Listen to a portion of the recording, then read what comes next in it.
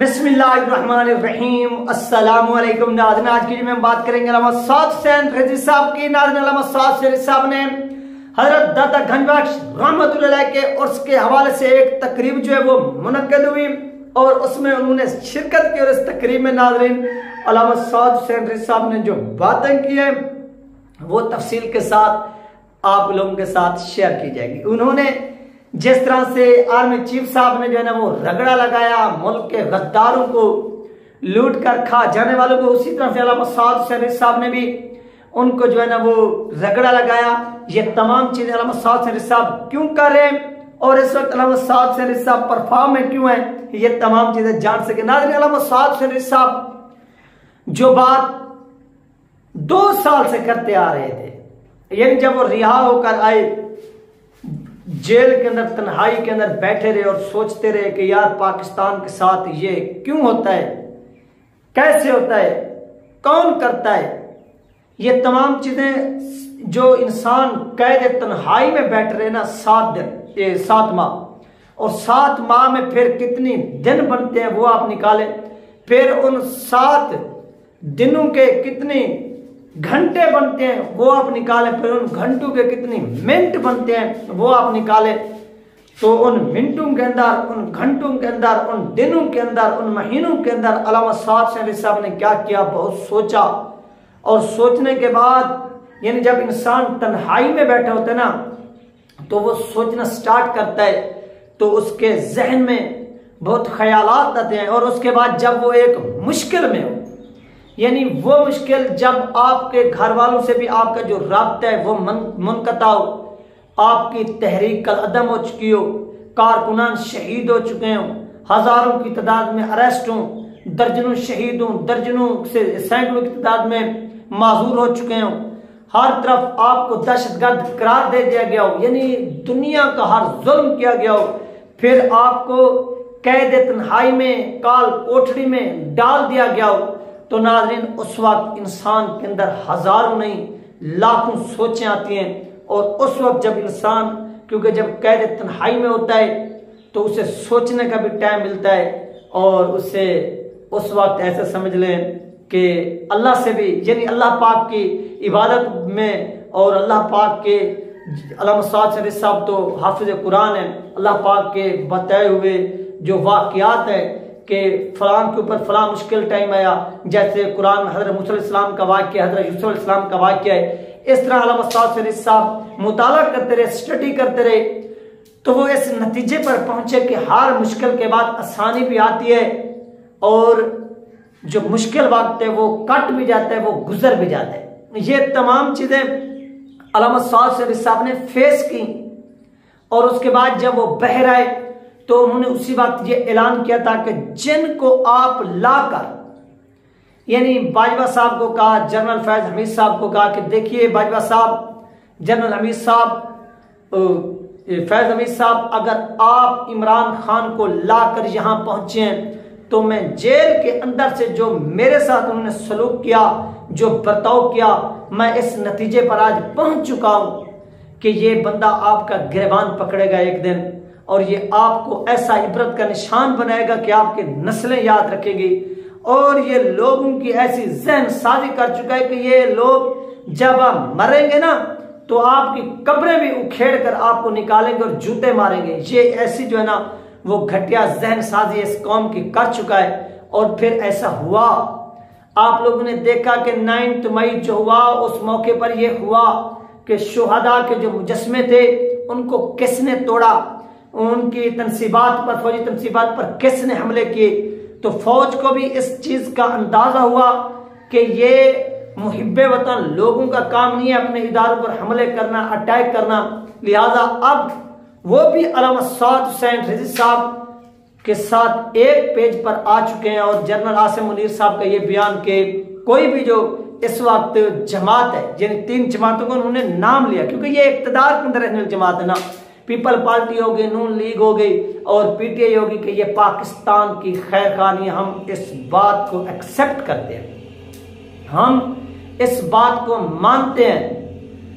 इसी तरह अल्लामा साद हुसैन रिज़वी साहब ने कहा कि हम वो नहीं हैं जिनको अमेरिका के एयरपोर्ट पर रोककर उसकी जो वर्दी है, उसकी जो पैंट शर्ट है वो उतार दी जाए और उसे नंगा किया जाए और नंगा करके क्या किया जाए, आगे जाने दिया जाए। ये गलत बात है, ऐसा नहीं होना चाहिए।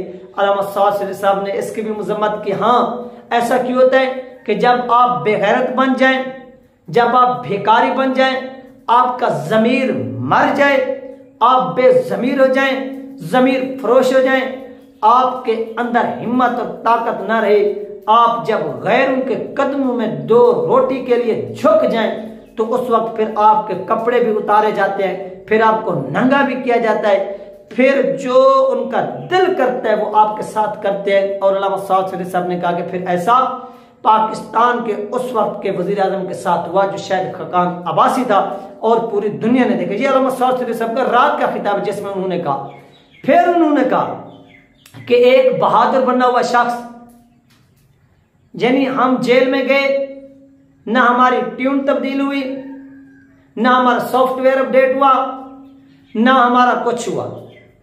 हम जिस रूप में जेल में गए, जिस अंदाज में जेल में गए, जिस अंदाज में गिरफ्तार हुए, उसी रूप के अंदर, उसी अंदाज में हम वापस भी आए। और पूरी दुनिया ने देखा कि यह नहीं है कि हमें जेल में डाला गया और जेल में डालने के बाद 1 महीना नहीं गुजरा और हम वहां पर फड़फड़ाएं और या बाहर निकलेंगे जो कुछ हुआ है, किसको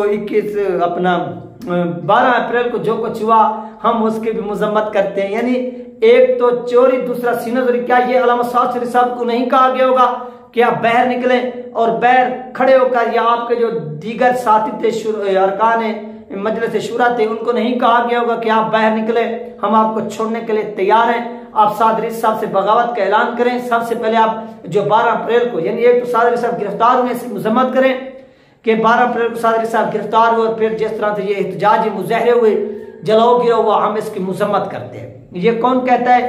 ये भी तहरीक लबैक पाकिस्तान के मजलिस शुरा के अरकान को ये ऑफर की गई कि आप इस तरह का बयान दें, लेकिन उन्होंने बयान नहीं दिया। और अल्लामा साद साहब ने इसी बात का मवाजना किया है।